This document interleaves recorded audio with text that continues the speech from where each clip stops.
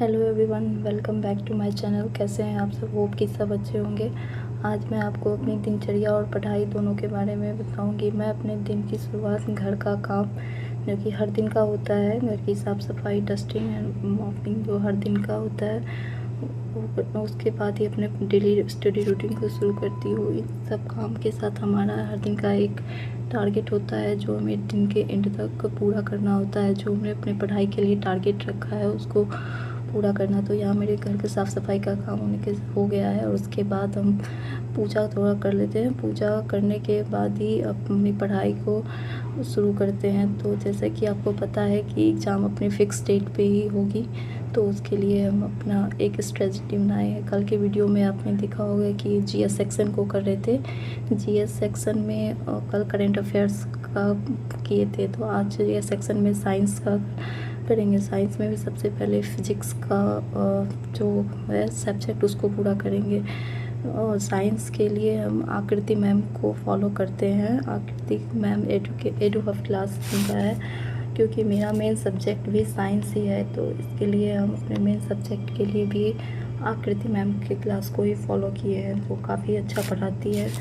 उनका जो भी मैराथन क्लास होता है उसमें वो एनसीईआरटी और एनसीईआरटी एग्जाम्पलर दोनों के क्वेश्चन को काफ़ी डिटेल में बताती हैं। उनका क्लास काफ़ी अच्छा रहता है। उनके क्लास को देखने के बाद आप PYQ या बैक ईयर का क्वेश्चन या किसी भी एग्ज़ाम बीपीएससी के किसी भी एग्ज़ाम का क्वेश्चन आप अगर बनाएंगे तो उसमें आप अच्छा स्कोर कर पाएंगे, क्योंकि वो काफ़ी डीप में पढ़ाती है। एनसीईआरटी लाइन बाय लाइन उनका डिटेल में पढ़ाती है वो। तो इसके लिए आकृति मैम का साइंस क्लास हम फॉलो करते हैं। आप लोग साइंस के लिए किसका क्लास फॉलो करते हैं कमेंट्स करके बताएं। बीपीएससी के एग्ज़ाम में 90% क्वेश्चन एनसीईआरटी बेस्ड और 70% एससीईआरटी का रहता है। तो इसके लिए आकृति मैम का क्लास आप फॉलो कर सकते हैं। क्लास ख़त्म होने के बाद आप एनसीईआरटी रिवीजन के लिए एनसीईआरटी सार संग्रह, जिसमें काफ़ी अच्छे से क्वेश्चन दिया हुआ है, उसके कुछ क्वेश्चन बीपीएससी टीआरई के प्रीवियस ईयर में पूछा गया है।